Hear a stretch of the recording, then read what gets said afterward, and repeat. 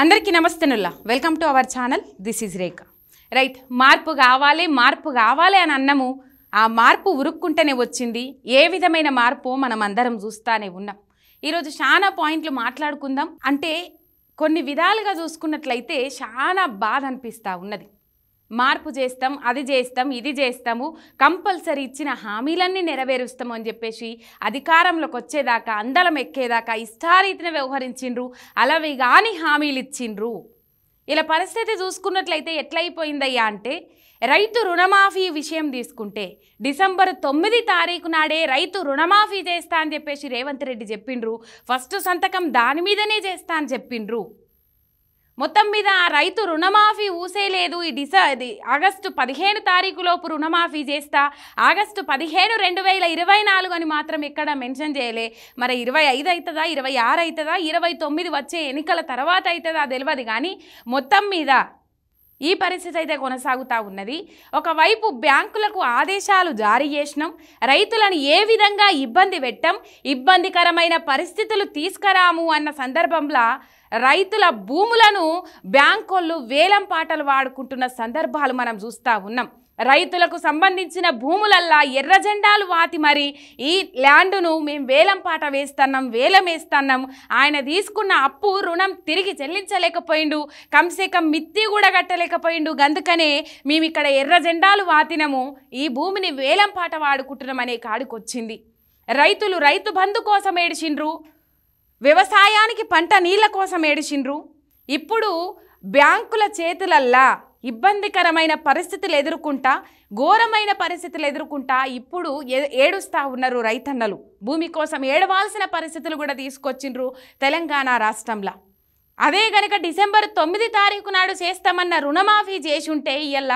ఆ రైతు కంసేకము ఆ వడ్డీ కిందనన్న పైసలు సరిపోయేటి ఈ 6 నెలల నుంచి వడ్డీ కట్టాల్సిన పని లేకపోతుండే ఆ 2 లక్షల రుణమాఫీ చేస్తే కొంచెమైనా ఊపిరి పీల్చుకునే సందర్భాలు ఇలా కనబడతా ఉండే కానీ ఇచ్చిన మాట నిలబెట్టుకోలేకపోయినరు పోయిన కాడల్లా దేవుళ్ళ మీద ఒట్టు పెట్టుకుంటా రైతు రుణమాఫీ చేస్తా అని అన్నారు ఇప్పుడు ఆర్థిక పరిస్థితి ఘోరంగా ఉన్నది రాష్ట్ర ఆర్థిక పరిస్థితి అధ్వానంగా ఉన్నదని మాట్లాడుకుంటా మంత్రులకు ల్యాండ్ క్రూయిజర్లు దించిండు రేవంత్ రెడ్డి రైతన్నలను ఆదుకుంటామని చెప్పేసి అసెంబ్లీ ఎన్నికల ముందుగాల ఎనలేని ప్రేమ చూపెట్టిండ్రు రైతుల మీద అక్కడెక్కడో పోయి రైతులకు 3 గంటల కరెంటే అన్నారు అది ఇప్పుడు చేసి చూపెడతా ఉన్నారు రైతుల మీద పాయిరం ఉన్నట్టే అధికారంలోకి వచ్చినాక ఎంబటే పోయిన ప్రభుత్వం ట్రెజరీలో ఉన్న నిధులను ఇప్పుడే రైతు బంధు రూపంలో విడుదల చేస్తున్నాం రైతు భరోసా విధి విధానాలు అమలు కావాలంటే టైం పడుతుంది అని చెప్పుకొచ్చిండ్రు ఇవన్నీ అబ్జర్వ్ చేసినట్లయితే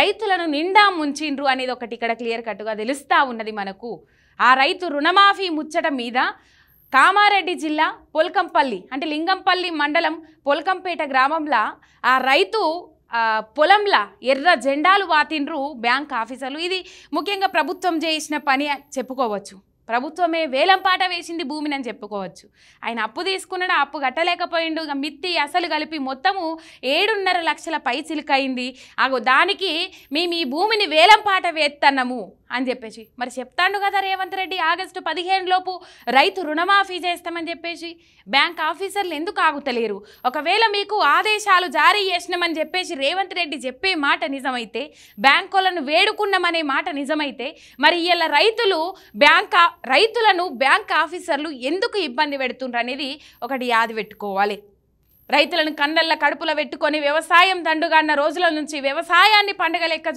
చేసి చూపెట్టినది పోయిన ప్రభుత్వం మరి ఈ ప్రభుత్వానికి ఎందుకు సాధ్యమైతలేదు అది ఇదొక పాయింట్ ఈ రైతు రుణమాఫీ గురించి ఇట్లా ఉంచితే రైతు గొంతు మీద కత్తి అయి నిలుస్తున్నది సర్కార్ అని చెప్పాలే ఇప్పుడు రైతు రుణమాఫీ కార్యాచరణ అయితా ఉన్నది వేగంగా పనులు కొనసాగుతూ ఉన్నాయి వాటికి సంబంధించిన కార్యాచరణ సిద్ధమైతున్నది అని చెప్తున్న సందర్భంలో మరి ఇయ్యాల రైతుల పొలాలల్లా ఎర్ర జెండా వాతి మరి రైతుల భూములు వేలం పాడుకోవాల్సిన పరిస్థితి ఎందుకు ఏర్పడుతుంది అనేది ఒక్కసారి యావత్తు తెలంగాణ సమాజం ఆలోచన చేయాలి ఇది గొప్ప మార్పు ఇంకో అంశాన్ని మనం చూసుకున్నట్లయితే ఎక్కడికక్కడ ఏవైతే పేదోళ్ళు కానీ ఇంకా ఉండడానికి తావులేనోళ్ళు కానీ అక్కడక్కడ ఆయా ప్రాంతాలల్లో సిపిఎం ఆధ్వర్యంలోనో లేకపోతే ఏ పార్టీల ఆధ్వర్యంలోనో ప్రజల కోసం కొట్లాడేటోళ్ళ ఆధ్వర్యంలోనో గుడిసెలేసుకొని జీవనం కొనసాగిస్తున్న పేదల గుడిసెలు కూల్చేస్తూ ఉన్నది ఈ కాంగ్రెస్ ప్రభుత్వం మనం చూస్తూ ఉన్నాం.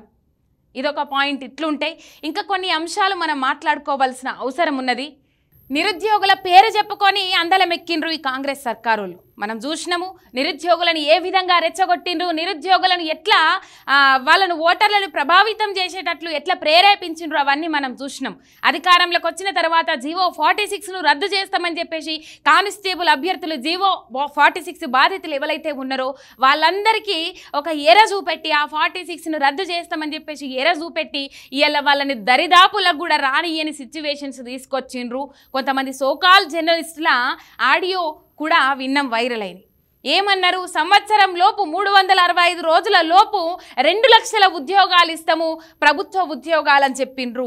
అయ్యో, అధికారంలోకి రాగానే మొదగాలు మరి నిరుద్యోగ సమస్య ఒక్క ఉద్యోగం ఇయ్యలేదు కేసీఆర్ అని చెప్పేసి 2-3 లక్షలకు పైగా ప్రభుత్వ ఉద్యోగాలు, 20 నుంచి 30 లక్షలకు పైగా ప్రైవేటు రంగాలలో ఉద్యోగాలు కల్పించినా కూడా ఇయ్యాల ఒక్క ఉద్యోగం ఇయ్యలేదు కేసీఆర్ అని చెప్పేసి 1,60,000 పైచిలకు కొలువులు ఇచ్చినా కూడా భజన చేసుకుంటా మొత్తము గోబెల్స్ ప్రచారానికి తెరలేపుకుంటా ఇయ్యాల అచ్చిరాంగనే నిరుద్యోగులకు ఉద్యోగాల కల్పనల మునిగిపోతుందేమో ఈ కాంగ్రెస్ సర్కార్, నిమగ్నమవుతుందేమో ఈ కాంగ్రెస్ సర్కార్, మా వైపు ఆలోచన చేస్తారేమో రేవంత్ రెడ్డి అని చెప్పేసి ఆలోచన చేసిండ్రు నిరుద్యోగులు. కానీ అచ్చిరాంగనే పోయిన ప్రభుత్వము ఇచ్చిన ఉద్యోగాలను కూడా, పోయిన ప్రభుత్వంలో వచ్చిన నోటిఫికేషన్లు, పోయిన ప్రభుత్వంలో నిర్వహించిన ఎగ్జామ్స్, కొన్ని న్యాయపరమైన చిక్కులతోని ఆగిపోయిన పోస్టులు ఏవైతే ఉన్నాయో అవిటిని మేము సాల్వ్ చేసినామని చెప్పేసి పెద్ద మేకపోతు గాంభీర్యం ప్రదర్శించుకుంటా ఈ ఉద్యోగాలు మేమే ఇచ్చినామని చెప్పేసి 30,000 ఉద్యోగాలు వాళ్ళ ఖాతాలో కలుపుకున్నారు. కానీ వాళ్ళు ప్రతి నోటిఫికేషను ఒక్క ఉద్యోగంతో మొదలుకొని 2 లక్షల ఉద్యోగాల వరకు వాళ్ళు ఇవ్వాల్సిందే, నోటిఫికేషన్లు జారీ చేయాల్సిందే. 2 లక్షల ఉద్యోగాలు ఏవైతే ఎర చూపెట్టిందో నిరుద్యోగులకు ఆ ఉద్యోగాలు ఇవ్వాల్సిందే. నిరుద్యోగులను అడ్డుగా పెట్టుకొని నిరుద్యోగుల ఓట్లన్నీ మళ్లించుకొని ఇలా నిరుద్యోగుల నోట్ల మట్టి కొడతా ఉన్నారు. స్టాఫ్ నర్సు ఉద్యోగాలు ఎల్బీ స్టేడియంల అంగరంగ వైభవంగా అరచేతుల వైకుంఠం చూపెట్టినట్లు ఏం చేసిండ్రు? నియామక పత్రాలు అందజేసిండ్రు. 4 నెలలు గడుస్తున్నా ఇంకా స్టాఫ్ నర్సు పోస్టులకు జీతాలు ₹1 కూడా వాళ్ళ ఖాతాల వల్లే. మనం గతంలో చూసినాం వాళ్ళ ఆవేదన ఎట్లున్నది అనేది. అప్పుల పాలైతున్నాం, అప్పుల కుప్పగా మిగిలిపోతున్నాం, కనీసం అవసరాలకు కూడా పైసలు లేకుండా అయిపోయినాయి, గవర్నమెంట్ జాబ్ వచ్చిందన్న ఆనందం ఏమీ మిగలలేదని చెప్పేసి స్టాఫ్ నర్సులు ఆవేదన వ్యక్తం చేసిన సందర్భాలు చూసినాం. నిన్న మొన్న గురుకుల అభ్యర్థులు ఏవైతే గురుకుల రిజల్ట్స్కి సంబంధించి జాప్యం చేస్తూ ఉన్నదో ఈ సర్కార్, అలాట్మెంట్ ఆర్డర్ కాపీస్ ఇచ్చినప్పటికీ కూడా ప్లేస్మెంట్ ఎక్కడ అని చూపెట్టకుండా జాప్యం చేసుకుంటా కొంతమంది రిజల్ట్ ఆపి కొంతమంది రిజల్ట్ ప్రకటించి అక్కడ వాళ్ళని ఎటుగాకుండా చేసిన సందర్భాలల్లో సీఎం రేవంత్ రెడ్డి ఇంటి ముంగట మోకాల మీద ధర్నాలు చేసిన సందర్భాలు చూసినాం నిన్న మొన్న. ఇదే కదా మార్పు అంటే. ఏఈకి సంబంధించిన అభ్యర్థులు కూడా గాంధీ భవన్ దగ్గర మోకాల మీద ధర్నాలు చేసిన సందర్భాలు చూసినాం. ఇదే మార్పు అంటే. మొత్తం మీద ఇట్లాంటి పరిస్థితులు చూస్తున్నాం. 2000 పెన్షన్ ఏదైతే ఉన్నదో అవ్వాతాతలకు ఆసరగా ఉండాలి, దివ్యాంగులకు ఆసరగా ఉండాలి అని చెప్పేసి 2016 రూపాయలు పింఛన్ ఇచ్చి వాళ్ళని ఆదుకొని అది చేసింది పోయిన సర్కార్. ఇప్పుడు ఈ పాపపు కండ్లు ఆ పింఛను మీద కూడా పడ్డాయని చెప్పాలి. ఏం చెప్పినారు? తుక్కుగూడ సభ వేదికగా 2000 పింఛన్ కాదు 4000 పింఛన్ ఇస్తాము మేము అధికారంలోకి వస్తే. మనిషి ఆశాజీవి, ఆశపడ్డరు, ఓట్లేసిండ్రు. ఇలా పాత పింఛను కూడా 10-11 తారీఖు వచ్చినా ఇంకా పింఛన్ వచ్చిన సందర్భాలు కనబడతలేవు. ఊళ్ళల్లో ముసలోళ్ళు కూర్చున్న కాడికి పోతే మందుకో మాకుకో ఇంత ఉప్పుకో పప్పుకో నూనెకో అయితే అనుకుంటే ఆ పాత పింఛన్ పైసలు కూడా వస్తలేవని చెప్పేసి కన్నీరు పెడుతున్న సందర్భాలు కనబడుతున్నాయి. వృద్ధులు, వికలాంగులు, ఒంటరి మహిళలు ఈ పరిస్థితి చూస్తూ ఉన్నాం. ఇంకొక అంశం మనం చూసుకున్నట్లయితే నా మార్కు పాలన ఉండాలి, కేసీఆర్ పేరు వినబడొద్దు, నా మార్కు పాలన ఉండాలి, కేసీఆర్ పేరు అస్సలే వినబడకూడదు, కేసీఆర్ చరిత్ర లేకుండా చేస్తా, కేసీఆర్ ఆనవాళ్ళు లేకుండా చేస్తా అని చెప్పేసి మాట్లాడిన రేవంత్ రెడ్డి అదే విధానంతో అధికారంలోకి వచ్చిన డే 1 నుంచి కేసీఆర్ పేరు వినబడకుండా చర్యలు తీసుకుంటా ముంగడికి పోతా ఉన్నాడు. మొదగాల టీఎస్గా ఉన్న పేరును టీసీగా మార్చిన తర్వాత తెలంగాణ తల్లి విగ్రహం కావచ్చు, తెలంగాణ అధికారిక ముద్ర కావచ్చు, ఇంకా చిహ్నము ఎక్కడికి ఫైనల్ కావాలి సోషల్ మీడియా వేదికగా మొత్తము విమర్శల వర్షం కురిపించిండ్రు. అది ఇంకా ఎక్కడికి ఫైనల్ కాలే. అసెంబ్లీ వేదికగా చర్చలు జరిపిన తర్వాత ఆ రాజముద్రలో మార్పులు తీసుకొస్తామని అన్నారు. కానీ మొత్తం మీద చూడొచ్చు, అమరవీరుల స్తూపం తీసుకొచ్చి రాజముద్రలో పెట్టిండ్రు. పొట్టన పెట్టుకున్నది మీరే, మళ్ళా సంతాపం ప్రకటించేది మీరే. ఇక పులి పశ్చాత్తాపం ప్రకటించిందట అన్నట్టు చేసిండ్రని చెప్పేసి సోషల్ మీడియా వేదికగా విమర్శలు కురిపించిండ్రు. అదొకటి. అక్కడి నుంచి మొదలుకుంటే కేసీఆర్ పెట్టిన ఏ పథకం పేరు ఉంచలే, అన్ని పథకాల పేర్లు మార్చిండ్రు. ఆ పథకాలకు మంగళం వాడుకుంటూ వచ్చిండ్రు. కళ్యాణ లక్ష్మి ఏంది, షాదీ ముబారక్ ఏంది, గొర్రెల పథకం ఏంది, దళిత బంద్ ఏంది, రైతు బంద్ ఏంది, రైతు బీమా పథకాలేంది, ఇవన్నిటికీ స్వస్తి చెప్పుకుంటా ఆఖరికి ఇలా చేనేతన్నలు ఆ మరమగ్గాలు సాంచన్లు ఏవైతే ఉన్నాయో ఇనుప సామానుకు అమ్ముకునే పరిస్థితులు వచ్చినాయి. అవి మనం చూడొచ్చు. రైట్. ఈ పరిస్థితి అసలు ఇంతగానం మార్పు మనం చూస్తామని అనుకోలేదు. నేతన్నలకు ప్రతి ఏటా బతుకమ్మ చీరల పేరిట ఆర్డర్స్ పోయేటి. ఈసారి బతుకమ్మ చీరల ఆర్డర్లు లేవు. చేనేతన్నలకు చేతి నిండా పని లేదు. ఇయ్యల్ల సిరిసిల్లగా మారిన సిరిసిల్ల ఇయ్యల్ల ఉరిసిల్లగా మారే పరిస్థితులు మళ్ళా కనబడతా ఉన్నాయి. ఒకటే రోజు 3 నేతన్నలు ఆత్మహత్యలు చేసుకున్నా కూడా ఈ ప్రభుత్వంలో చలనం లేదు, ఒక మాట లేదు, ఒక ముచ్చట లేదు. వాళ్ళను మేము ఆదుకుంటాము అనే ఒక్క మాట కూడా ఈ ప్రభుత్వం నోటి వెంబడ రాలే. ఇదే మార్పు. మనం కోరుకున్న మార్పు ఇదే. మనము కావాలనుకున్న మార్పు ఇదే. నిన్నటికి మొన్న పాఠ్య పుస్తకాలల్లా బడి పోరగాళ్ళు చదువుకునే పాఠ్య పుస్తకాలల్లా మాజీ సీఎం కేసీఆర్ పేరు, మాజీ విద్యాశాఖ మంత్రి సబితా ఇంద్రారెడ్డి పేరుతోని ముద్రణ అయినాయి. ఆ పుస్తకాలు 25 లక్షల పుస్తకాలు దాదాపు స్కూళ్ళకు పంపిణీ అవుతా ఉన్నాయి. ఆ పంపిణీ అయ్యే క్రమంలో పుస్తకాలు చూసే నేపథ్యంలో ముందు మాటల సీఎం కేసీఆర్, తర్వాత విద్యాశాఖ మంత్రి సబితా ఇంద్రారెడ్డి పేర్లు కనబడంగానే మొత్తం సిగమూగినట్టు అయిపోయింది అలా పరిస్థితి. అక్కడికక్కడే పేపర్లు చింపేసి మరి పోరగాళ్లకు బడి పుస్తకాలు పంపిణీ చేసిన సందర్భాలు మనం చూసినాం. మీ గురువును చూసి నేర్చుకో, గురువు అంటే కోపం వస్తుంది, అలా సహచరుణ్ణి అని మాట్లాడుతూ ఉన్నాడు. జగనన్న విద్యా కానుక పేరుతోని ఆ పుస్తకాలు, ఆ బడి బ్యాగులు అవన్నీ అట్లనే ఉంటే అవిటిని ఫోటో ఉంటే మాయే పోతే పోని అట్లనే పంపిణీ చేయండి. ఇప్పుడు నష్టం వాటిల్ల చేసే కార్యక్రమాలు నేను చేయదలుచుకోలేదు. రాష్ట్ర ఆర్థికానికి గండి పెట్టే పరిస్థితులు నేను తీసుకురావదలుచుకోలేదు అని చెప్పేసి చంద్రబాబు నాయుడు అట్లనే ఉన్న పుస్తకాలను అట్లనే పంపిణీ చేసిండ్రు. విద్యా కానుక, జగనన్న విద్యా భరోసా విద్యా కానుక ఏదైతే ఉన్నదో అట్లనే పంపిణీ చేసిండ్రు.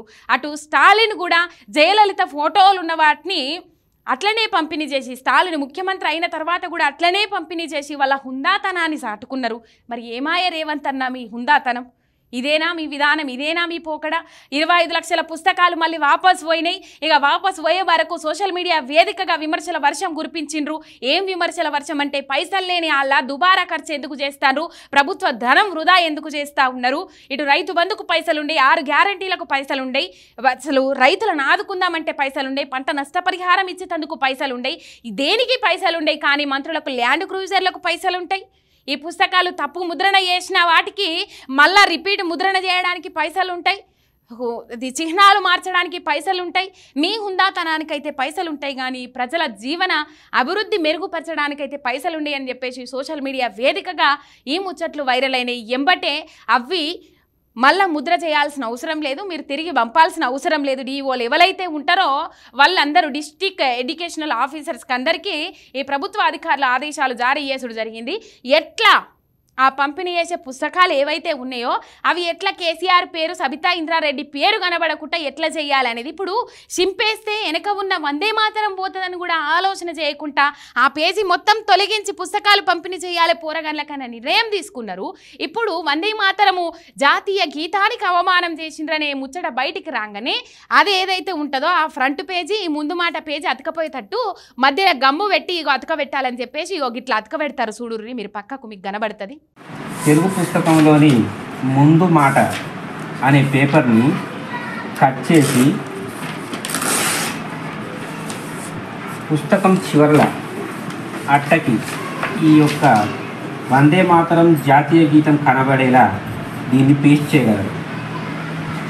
అన్ని పాఠశాలకు ఒక విజ్ఞప్తి. రైట్ అవు అట్లా అతకబెట్టుండ్రి, అతకబెట్టి పోరగాళ్ళకు పంపిణీ చేయరని ఇట్లాంటి మార్కు పాలనలు. కేసీఆర్ పేరు వినబడొద్దు, అట్లనే రేవంత్ మార్కు పాలన అనే ఉండాలి. తెలంగాణ అంటే రేవంత్, రేవంత్ అంటే తెలంగాణ, తెలంగాణ ఇచ్చింది సోనియే, తెచ్చింది కాంగ్రెస్ పార్టీ అనే విధానంతో ముంగడికి పోతా ఉన్నాడు. మరి ఎందుకు ఇక అటు వాస్తు దోషాలు అంటాడు, వాటికి పైసలు ఉంటాయి. మొత్తం మీద ఇట్లాంటి కార్యక్రమాలకు తెరలేపుకుంటా ఘోరమైన పరిస్థితులు తీసుకొస్తా ఉన్నారు తెలంగాణ రాష్ట్రానికి. పోయిన తాపలు 24 గంటల కరెంటు, రైతుల పంటలకు నీళ్ళు ఇచ్చిన సందర్భాలను వీళ్ళు ఆదికొస్తలేవు. వీళ్ళకి ఆ విధంగా సాతనైతలేదు. కానీ విచారణల పేరుతోటి కావాలని ఒక కుట్రపూరితమైన రాజకీయానికి తెరలేపుకుంటా నరసింహారెడ్డికి ఏమవసరం ఇప్పుడు ప్రెస్ మీట్లు పెట్టి పేపర్లలో వడాలని అంతా అదెందుకు ఆయనకు? ఆ కమిషన్ కూడా అనుమానాస్పదంగానే ఉన్నది. ఆ లీకులు కూడా ఇచ్చే విధానాన్ని బట్టి చూస్తే కావాలని వీళ్ళు కుట్రపూరిత రాజకీయాలు చేస్తూ ఉన్నారు అని చెప్పేసి ఒకటైతే క్లియర్ కట్గా తెలుస్తూ ఉన్నది. మీరు ఇంకా విచారణనే ఉన్నారు, మీకు కావాల్సిన ఇంకా వివరాలు ఏవైతే సాక్ష్యాలు ఉంటాయో అవి ఇంకా మీరు దొరకబట్టే పనులనే ఉన్నారు. మీకు ఒక ఫైనల్ డిసిషన్కి రాలేరు, మీకు ఒక కంక్లూజన్ రాలేదు, అందులో తప్పు జరిగింది అనేది. అందులో వాస్తవం లేనప్పుడు మీరు ఎందుకు ఇట్లాంటి కార్యక్రమాలకు తెరలేపాలి? జడ్జిగా కొనసాగినరు, ఒక మంచి పేరు సంపాదించుకొని ఉంటారు. అనవసరంగా ఇట్లాంటి కార్యక్రమాలకు తావిచ్చి ఆ ఉన్న పేరును జడగొట్టుకోవద్దని మనం కోరుకుందాము.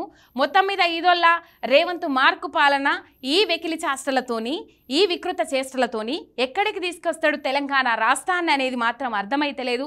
మొత్తం మీదొల్ల కావాలనుకున్న మార్పు ఇదే. ఇంకా చెప్పుకుంటా పోతే చాలా ఉన్నాయి. మళ్ళీ కొన్ని అంశాలతోని మళ్ళీ వస్తారేపు. ఇక మరి చూడుండ్రి. అంతవరకు మిర్రర్ టీవీ.